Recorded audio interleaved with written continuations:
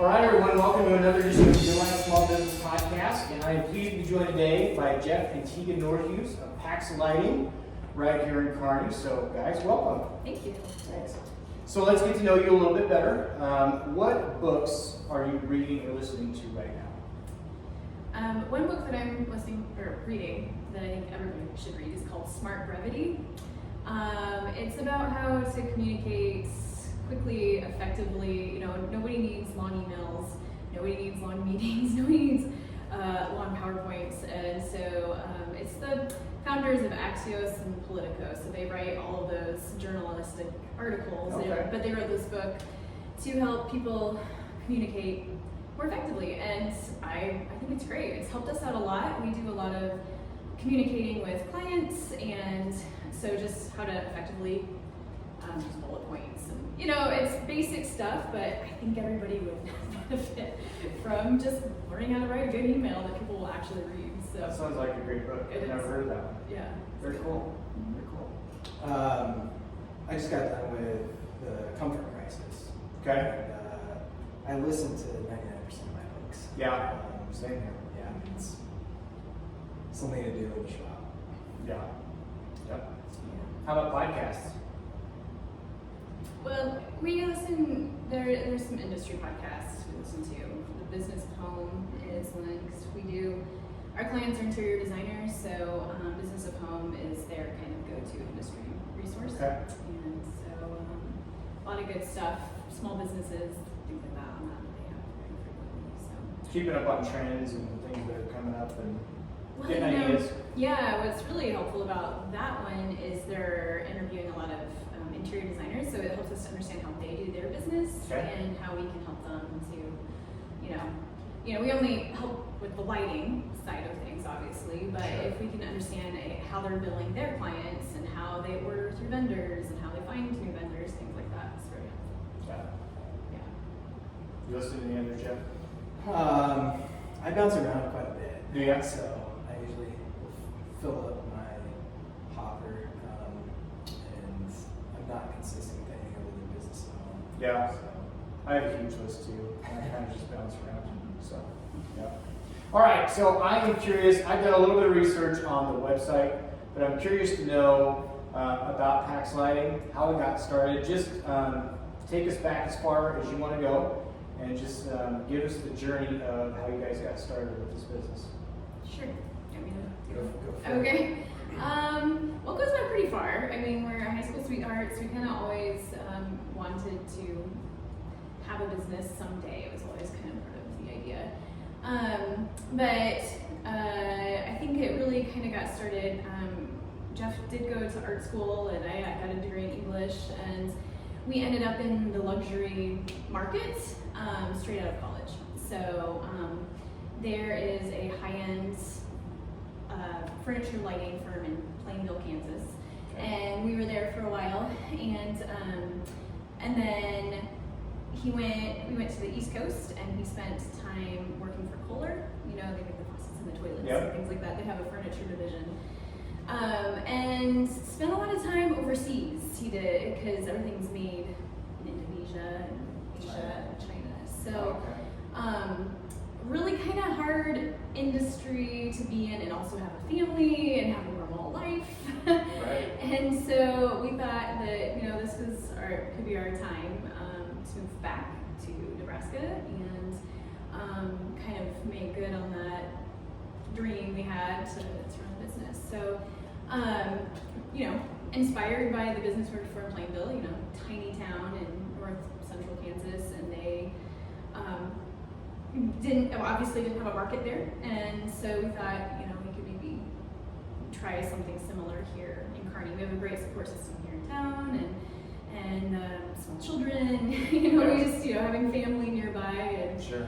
And so, yeah, we knew the market and knew the clientele, and so started in high-end lighting because it's furniture. There's a lot of people who it's still a high barrier to entry, but with lighting, you have a lot of like UL standards and things like that. There's so much more you need to kind of know and adhere to with the electricians and things like that. So we considered high-end furniture, but then the lighting seemed like there was maybe a space for us there.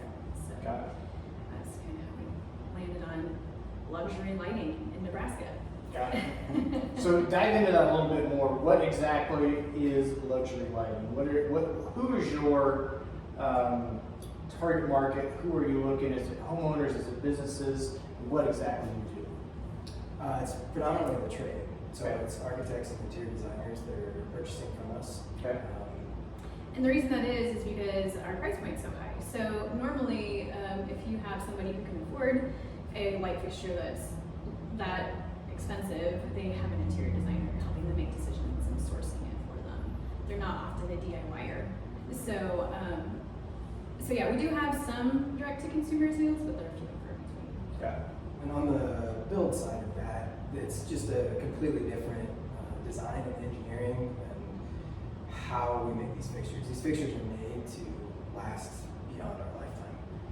Solid brass construction, the components are meant to be able to be taken back apart. So it's like this fixture can have a life, be taken down, disassembled, relamped, refinished. They're just built completely different. Got it. And all the parts, we start raw. So, you know, the hubs are machined specifically for the fixture. You know, it's not like it's a stock part that we Right. purchase and things like that too. So. Every piece handmade. Yeah, Mhm. That's awesome. and hand finished. And hand finished, yep. And we make the shades out of glazed terracotta or porcelain. So that's also what kind of distinguishes our work is because it has really unique finishes with that sort of option. So you can have some colors to it, you can have it neutral, you know, and those can be easily swapped out to, you know, Sure.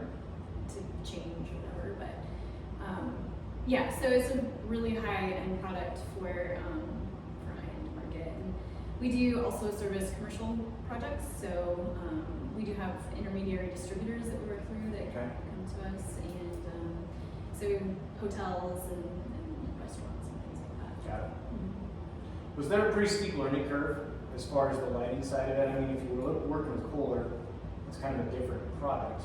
Was there a steep learning curve?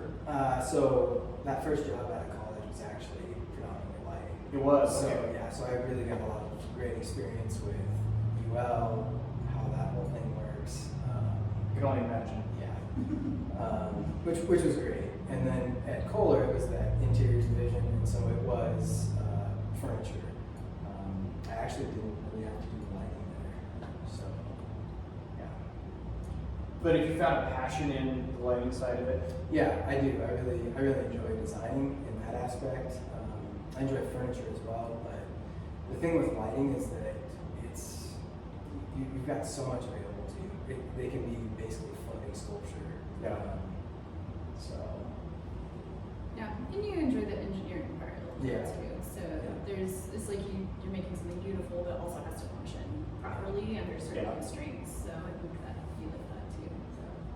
So. so we were talking a little bit before we hit record, and your guys' I mean, your target market isn't really, it's not necessarily here in Nebraska. You are distributing your product all over the country. So I think that's an awesome story because you can be right here, you can live the life that you want, Mhm. which you've chosen to do, but you can do business all over the country. Yeah, we had that was kind of the idea is to try to cultivate our, you know, we like it here. And we do have to travel some, you know, we'll go to, next year we're going to try to go to 2 trade shows. And so we do have to go to the city, but we don't have to live there, which Right. is the key Yeah. thing here. Well, that's the best part, you can travel and then come back home. Exactly. Exactly. So how do you guys, with that being said, how do you market to your clientele? How do you get your foot in the door with those folks? Is it a referral? Is it trade shows? How do you guys get those referrals? yeah.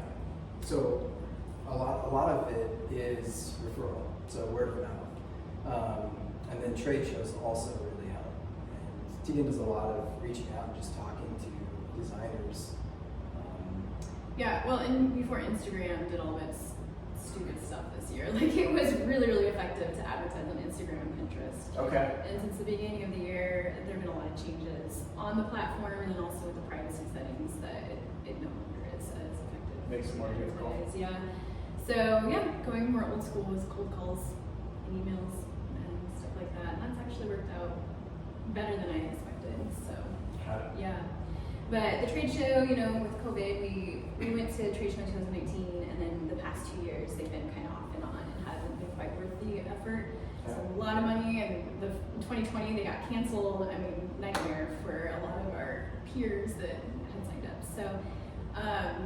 So yeah, the trade shows, we're excited to go this next one because in 2019 it was the first one we didn't know anybody. We didn't, you know, it was first thing on the scene, but now we've got a lot of clients in New York, and this trade shows in New York, and I'm excited to hopefully actually meet them and they can see us face to face. So that is one challenge. But I think in this industry, I mean, that's the way it is. Like, you can have a New York showroom, or you can make stuff in New York, but they're still selling to LA because this market is somewhat small as far as products that they're looking for to spec. So Got it. yeah. I think that you just in talking, you kind of defined pretty easily what your roles are within the business. But just talk about that, the dynamic of being married but working together, and how your roles have maybe evolved a little bit, or if it's always been, I mean, it seems like it's pretty cut and dry. You know, you're handling the marketing side, Jeff, you're engineering and making the product. Has it always been like that? Has there been any evolution? And how does that relationship work? It's changed, I would say. I've taken on, like, I just don't know that stuff. I'm learning that stuff, and I've taken on more of the sales this year. And so the process of just how long is a down run? I don't know. You know, I've had to learn a lot of those very specific things so that I can work with a client with that. So before, I would do the reaching out, the marketing, and then pass it off to Jeff. And it's much better streamlined process if I handle it all. So yeah, and part of that is, you know, I'm also dividing my roles with family and kids. Sure. So as there's a little bit more time and space for that, I've seen a little bit more of that. And that's freed him up to do more of new product development and you know, really important things like that I just don't have time to do it all. Yeah. So, but yeah, I'd say it's gotten easier. Yeah, it has. It really has. And being married and working together during the day and then you're together at night, I was just commenting to it last night that it's like, they're just like different spaces. Like, I mean, some of it You're able to separate it. Yeah, like, Well, I mean, To a certain degree. it hasn't gotten offensive. yeah. Sometimes when, like, you know, you're brushing your teeth and you're like, hey, what about that? No, we're not talking about this right now. That's good. And Let's wait till tomorrow. we laugh about it, but I do think that it would be hard to just have a normal conversation and not have the business come into play at some point where you really do. Like, I have to, there's times where I just have to shut my brain off for a bit and not think about it. And that's hard as a business owner, but otherwise you're going to burn yourself out. But where, you know, maybe you want to talk about it, but he is done for the day, or vice versa, that can be kind of challenging, I'm sure. So. Yeah, on the flip side, it's a lot of fun to dream about the future, to come up with new ideas, to have somebody who understands where the difficulties are and to problem solve. It's a big bonus. Yeah. But you do kind of have to have your rules and to be okay to speak up when you know, if we don't agree. Sometimes it's easy, like, oh, whatever, you know, just keep the peace. But it's like, well, if you have a really strong gut feeling about it, you need to speak up about it. So there's some of that that's had to evolve. Yeah. So are you bringing, so you get the client, they're like, okay, we want to do something, where you two kind of come together as in the middle, where you have to convey an idea to him, and then you can start to create that, you create it together, and then you go to work as far as making it. Is that kind of the process? Somewhat? He comes up with the ideas, and then we run it together to see, like, I don't have a design background, you know, but been looking at light fixtures long enough to know Yeah. if like, okay, we've seen that in the market, we need to do something different, or just things like that. We can talk back and forth. And like, I don't know what's possible or not, so I'll sometimes Sure. put an idea out there that he's like, well, that's not possible, but maybe this could work. You know? I don't know. I think you're selling yourself short. There is definitely collaboration that happens there. Yeah. And so, you know, our projects or our sales sort of run differently, whether it's a standard collection piece that's maybe just being modified. Very few pieces do we just, it's a stock piece and we ship it. Yeah. Especially in this market, it's, well, the dining table this is going over is X inches long. Can we extend this fixture by 12 inches? And so there's those slight modifications. And so on those, there's a little bit of collaboration, like, yep, absolutely, we can do that. But then when we get into like full custom, you know, when she's the one communicating with the designer, there's just so much more information Sure. that she needs to be aware of. And so we'll both even jump in on that. And honestly, I think that's one of the things that the designers keep coming back to us. I think that's one of the things that they value is that like very quickly they can get one of us on the phone and get solid answers. We have electricians that'll call if they have a question or if they have an issue on site or things like that. Yep. And so it makes our designers look really good. Like, and Yeah. that's really one of our goals, is to empower them to do the best that they can do. So, Got it. very cool. But yeah, there's a lot more collaboration to it. Yeah, well, I'm sure communication is vital, especially if you're trying to put something together. But once that piece goes out, that's got to be pretty satisfying too. Something that you've worked on together and it goes out and it's done, like that's got to be pretty gratifying. Yeah. I mean, we can barely afford our own fixtures. And then No, you we see, can't afford our yeah, own we fixtures. can't. we have reject fixtures that Yes. we can't put in the trash. But, Yeah. or, you know. Yeah, but like when we get those like final photos of our fixtures in place, it's pretty cool. Yeah. So that's pretty rewarding. Yeah. Cool. They're in these like, I mean, the chair is as much as a car, you know, like Right. Yeah. there's amazing spaces. It's pretty fun. Very cool. You may have already answered this, but what's your favorite part of being a small business owner?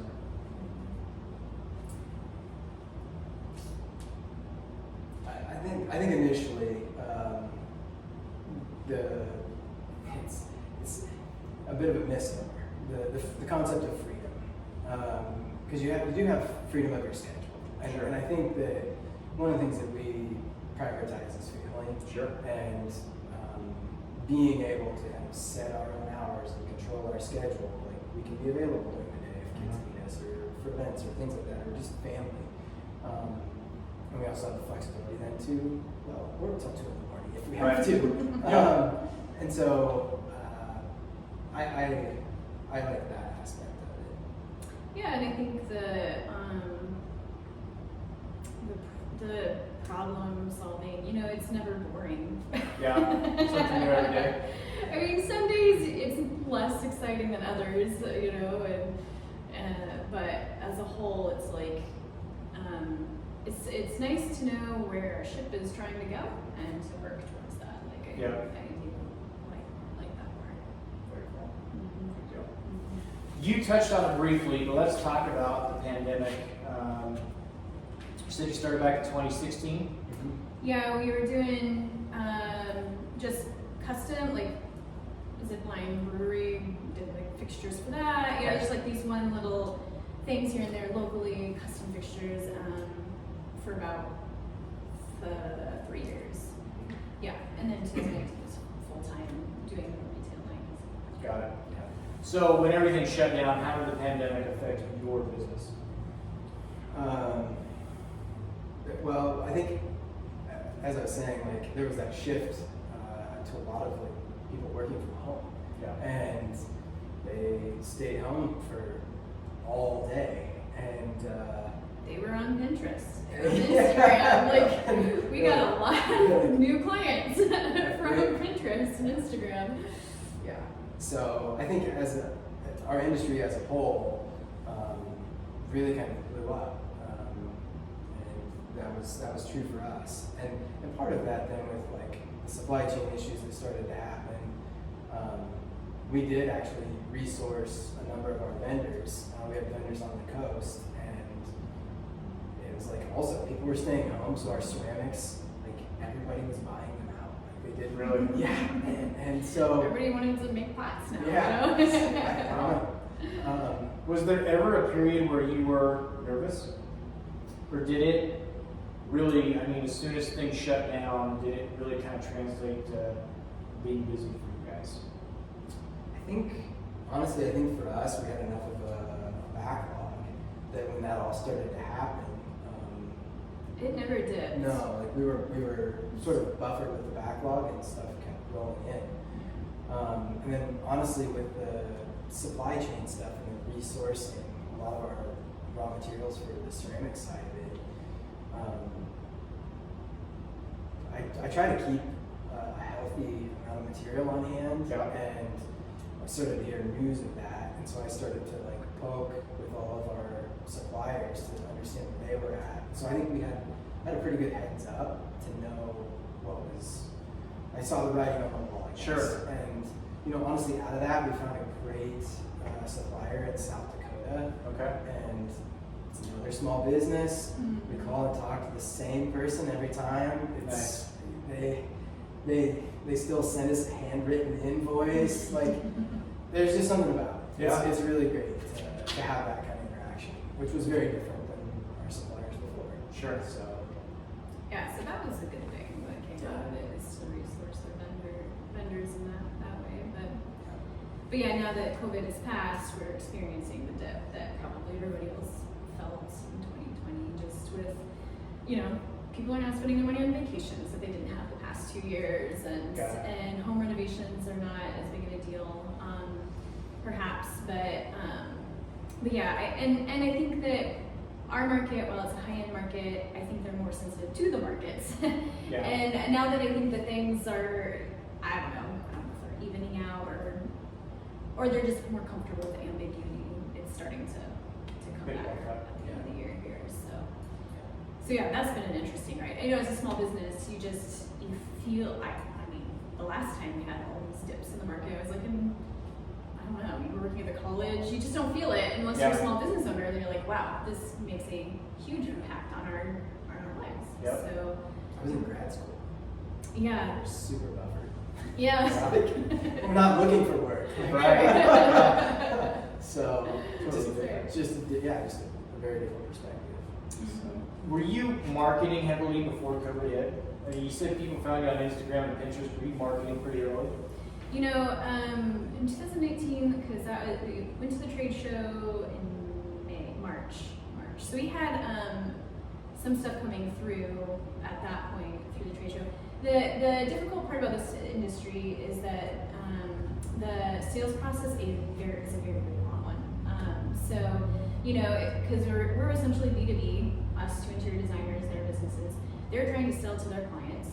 So we get in on the beginning of the process with a quote, and then who knows how long their construction thing is going on. Who knows if they're going to choose our fixture? Who knows at what point they're going to order? So, when we go to a trade show, it can take 6 months to a year till we see things turning over from that.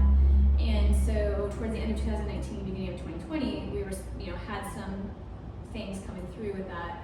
And then it's really funny. I don't even know how it happened. I think Pinterest at that time, at the beginning of 2020, was trying to get more people. They were trying to grow their advertising and what they're doing. Yeah. And I had an account, and they were like, "Hey, can we give you $5,000 to advertise on Pinterest?" And I was like, "Sure." Wow. So it was March of 2020 that that came through. So really started advertising on Pinterest, and of course Instagram and Facebook went through that. So not a lot before 2020, and then through 2020 it was all online social media. You ramped it up during the pandemic. Yeah, yep, and it did pay off, and Then we yeah. changed the algorithms. Yeah, it's right now Instagram is bunk for advertising. Yeah. So, but through 2021, and then also the Apple privacy settings that changed. I think the beginning of this year, that was Got it. a lot. Yeah, because you can no longer. I mean, it's a good thing. I'm understand, but from a small business perspective, like I could target ads really well, and now Yeah. I can't. I'm just curious, and you don't have to answer this if you don't want, but how far does $5,000 on Pinterest get you? Like, were you able to advertise for quite a while with that? I mean, did it get you better results than what you thought? You had to spend it by September, so I think I did, I averaged that out by then, and some of it was good and some of it was not good. At the beginning, it was pretty good. We get quite a few. With our sales process, we target interior designers, and then they sign up for a trade account. So that was kind of how I could kind of tell if it was working or not. If we had a lot of trade But accounts. you could tinker a little bit, because you're kind of playing with house money, so you could tinker a little bit and figure out what worked. Yep. Yeah. Well, and the difficulty is because there are so many variables in advertising, right? So you could do a carousel, you could do a video, you could do one at a time, and so trying to figure out which was the best, and then they'd have these very helpful Pinterest account managers tell you to do all these other different things, and suddenly you're like, I'm just going to post one of our products, basic description, sign up for a trade account. Yeah. And that. See how it goes. Yep. And and honestly, that one was the most effective. We have this cute little Emmett sconce in green, and if I just put a lot of money on that one, it seems to go a long ways. So Instagram did better than Pinterest. Instagram did quite better a than bit. It is. Yeah. Did you get anything for Instagram? No. And the beauty of Instagram and Facebook is that for a long time they're pretty affordable. Yeah. You could do, I don't remember what we were doing. Was it $10 a day? I mean, it was like a Yeah. negligible marketing budget. Yeah. Yeah, It was- but because you could target it so well, you could and the interior design community, is relatively small-ish. It seemed to work. So, yeah. What do you think? No, Yeah. So now, I was doing the same sort of strategy, and it was taking $8 a click at the beginning of the year. It's like, and turning that off. Yeah. Yeah. That's a lot. Very cool. I hadn't heard anybody who got that kind of an offer. I know. for business, so. I thought it was a scam. I would too. Yeah. Very cool. What is one thing that you wish you were better at when it comes to running a business? I know mine. I know we talked about this, but yeah. I don't remember which one.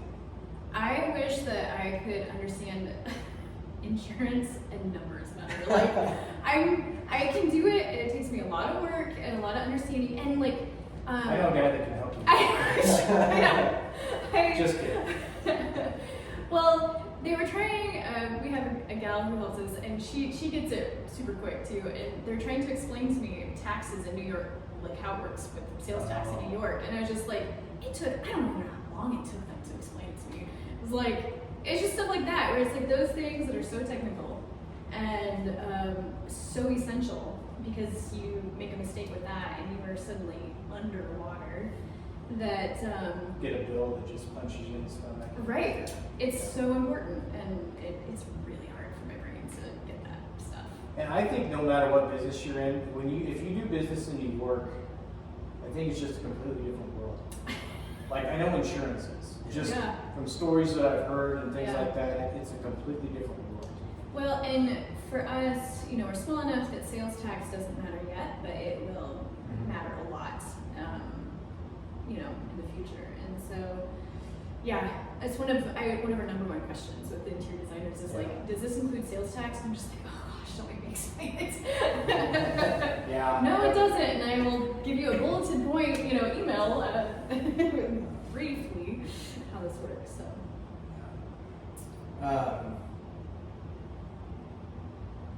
We talked about this the other day. What did I say? Planning.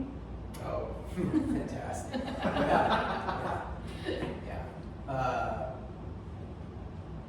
I don't think linearly, and so communicating linearly. Yeah, he'll go rogue a little bit. It's like, wait a minute, we're You gotta from reel it here back to in. yeah. We have a priority priority list, and that's not even on the list. So But I come back with cool things. You do? And what I That's what you love to do. Yeah. Like you like making the product. That's what yeah. that's what probably gives you the most joy out of this whole thing. Yeah. That's what. there is a really good book that kind of wraps up that concept. It's called E-Myth Revisited. Oh yeah, great Have you book. read it? Yeah, great book. Where you have the technician, the entrepreneur, and the manager, and it's like, yeah, you're an excellent technician. Like that's what brings the most joy. And so like understanding that, I was like, wow, light bulb moment with the whole business and how to kind of run it and structure it. So that one, and then also traction. We do the Okay. POS system for Yep. business, and that helps a lot with that like going rogue concepts because there's a lot of accountability and stuff. Both of those have been really helpful for us. Got it. If you could go back and make changes, I guess if you could go back and give yourself one piece of advice, would you do that? Would you let things go as they have? Would there be anything that you would change if you could go back to when you got started? So when we got started. Yeah. Like if you could go back to day one Yeah. and be like, this thing called COVID is going to happen. No, but like, would there be something one piece of advice that you would give yourself from day one that says, hey, be ready for this, or whatever it may be? Or would you just let things go as they happen? I think that one thing that we could have done better is you're really good at operationalizing stuff. So our business, a lot of business, but when we are creating products, you have whole back ends that requires funding, but you also have sales that require funding. We put most of our funding into the making of the product, and so we've been eking on the funding for marketing and sales and things Got it. like that. So, which like now we get that, but it took longer than it should have to set aside enough capital to build that out part of the business. So Always costs more than what you think. yeah, we knew trade shows were expensive, but holy cow, Yeah. So we really feel like we have to choose wisely for where we do spend that. Yeah. So yeah, I mean, to have a bigger image, perhaps of the whole thing, that would be part of the advice, like more money in sales. To reach people, to break into the market. Yeah. Yeah. I would agree with that. If I could go back to an earlier point in my life, I would probably tell myself to start this sooner. Yeah. So at day one, that really would have done me much good. But Yeah. when I was younger. That makes sense. Not to go be a lawyer, go to law school. Don't do it. You went to law school? No, that would be his no. advice. Like, No. don't be an entrepreneur, go be a lawyer. Yeah. I wouldn't do that. No, I agree. Totally.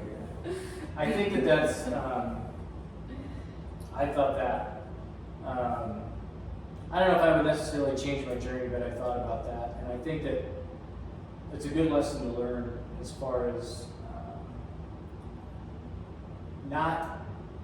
don't be paralyzed in the moment. Like, just get started. Yeah. There's never going to be a perfect time. Yeah. And there's probably at least one little thing that you could always change. Yeah. But just getting started, probably should have done sooner. Yeah. So, Yeah. Exactly. And there's, honestly, if you're humble and like open to learn, there's a lot of nice people out there. Yeah. There's a lot of mean people, but Yeah. there's a lot of nice people that'll give you advice along the way. Yeah. And, so connecting with others. And I think doing this podcast, that's one of the things that keeps coming up over and over. And something that I didn't think of when I started my business is, you think that even people in your own industry, you think that they're not going to talk to you or give you the time of day because you're the competition. Mm-hmm. But I think people would really be surprised if you just asked. Some people are going to tell you no, and they're going to be jerks. But some people will be huge help, a huge help. And they may not, open up the whole recipe book for you. Right. Yeah. But they'll tell you, hey, do this, take these steps. And building your network is really, you don't have to do it on your own. Yeah. You really can build your network and use a community, because I'm sure with you guys, as any industry, you really can help each other. I mean, there is enough business to go around for. Yeah, we really enjoyed. We did. The first trade show we did was also in New York, and it's like the particular one we went to was geared towards small artisans or whatever. So we really enjoyed the people that we met there, and even still, like, we'll DM on Instagram. Be like, "How is your business going?" We just talk about UL standards, talking about different things. Yeah. Like, it's nice to. It's a way to not feel like you're so alone. Yeah. They have similar struggles, and they're living through it too. So I think that's the thing with owning your own business is you don't know it all. Right. You won't know it all. You're going to encounter something you are learning all the time, and I don't think it stops. Because If you're growing, yeah, there's continually new things to learn. yeah, always seems like it'd be a balancing act. You might have more buffer at some point. Yeah. No matter what stage, there's always a challenge. Mhm. That's kind of the fun part. Mhm. Yeah. So if someone comes to you and say, "Hey, I want to start a business," what advice would you give them?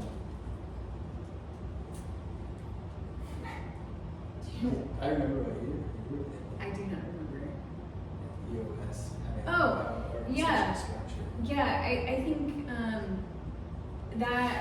so the EOS system, the traction book with Gino Wickman, whatever, What's EOS stand for? Entrepreneur Operating System. Okay. And because as entrepreneurs, you're generally wanting to, I don't know, is it too far-fetched to say we're running a rebellion on something?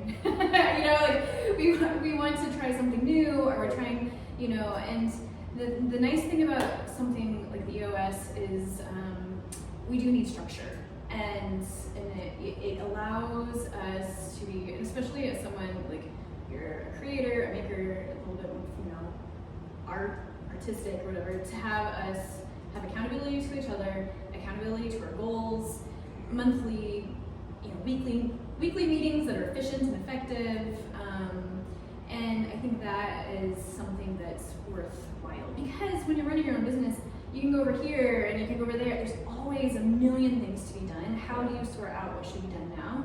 And I think that the EOS system is a really, it can be overwhelming at times, and I hate meetings, but they are essential. There's 3 of us and in our little team, and that hour of communication on Monday morning is essential. So I think it just helps to distill what's important, what you should do next, what your goals should be, and in a practical way. Because they're like, you should only have 5 to 7 goals a quarter. Well, how do you, so it helps you to decide in a way that actually works, instead of being as an entrepreneur, you have all these great grand ideas. Well, let's bring it down to something practical.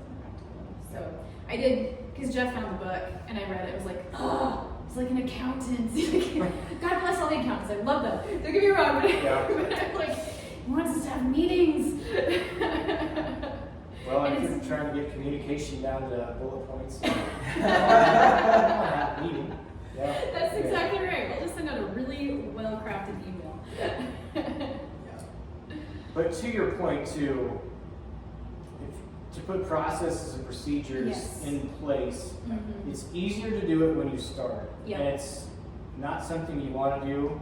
Yep. But the thing is, it's never going to be something you want to do. And if you get to a point where you're down the road and have built a good business and you're crazy busy, that's a less optimal time to do it too. So doing it in the beginning, that's great advice. Well, and we've taken this year that's been slower in sales, and we've made all of our SOPs, standard operating procedures that Traction tells us to do. And you hate doing them, but I have already used them over and over again. Just how do I send a FedEx shipping label again? It's all those things that when you're making beautiful light fixtures, you don't think about messing with FedEx.com and their terrible system. So let's write it down. We only have to do it once, and I am a huge believer in SOPs now. So. And if you grow as you grow, Yes. Those things can hand off. It's going to save you a ton of time. Yep. We've really tried to structure a lot of it to be able to scale. And scale efficiently. So it's any one of those things is not an issue. heck, even 5, 10 of those things is not an issue to hold in your head. But it's a lot more than 5 or 10 things you're holding in your head owning a small business. Absolutely. And so there does come a point where you need it written down for yourself, not just to hand it off. Yeah. So, yeah. What would your advice be? Find a good spouse. That's good advice. Because I mean, Teegan's really taken on more and more of the business over the past few years, and but even on the other side of that, like super supportive, because you have days that are long, you have days that are really, really long, and you've got to make hard decisions, and so having support and having somebody that will hear you out and like, no, that's crazy, you can't do that actually, you should not do that, or I think one thing that has probably been a surprise is how emotional owning a business is, right? So, you know, even just briefly mentioning with the markets, like you feel them now. You feel the ups and you feel the downs, where before you just like, you got your paycheck, you did your job, you went on. So, you know, to someone starting a business, like it's going to be very emotional, and your spouse or significant other needs to know, like, needs to be okay to be along with that, right? Yeah. It is, it's huge. Just to have someone that'll come home, like when you've had a rough day, you come home, give you a hug, or kick you out of bed the next day when you don't want to go to work, tell you that you need to go do it, and it just makes a huge difference. So, absolutely. All right, guys, where can we learn more about you, Pax Lighting, what you do? What's the best place to find you? Well, Instagram. I have been working on mastering reels because now that's what they make. Sure. So it's at Pax_lighting. Okay. And our website is paxlighting.com. And we're on Pinterest nominally. So now it's too much work for the return. Yeah. But we were recently featured on Business of Home, which had a really nice article too. So if you go into Business of Home and type in Pax Lighting, businessofhome.com. Yeah. Okay. She kind of gave a nice write up of us. So. Very cool. Yeah. Phone number? What's their phone number? Yeah, they can call 402 417 0980. Okay. And email's on the website, I assume? Yep. Yep. Reach out It's that just way. hello at Pax Lighting. Okay, got it. When are you going to be in the new location? It's a good question. hopefully February. We've been waiting on this electrical. We just got the conduit in the ground for us, so I'm Got it. writing, yeah. so we can Finally do the start pushing. Very cool. Yeah, Very cool. it'll be great. You're so cramped. Yeah, awesome. It's been a pleasure to get to know you both more, get to know more about your business. Thanks for taking the time. Best of luck with everything. And yeah, Thank you. appreciate it. Thanks.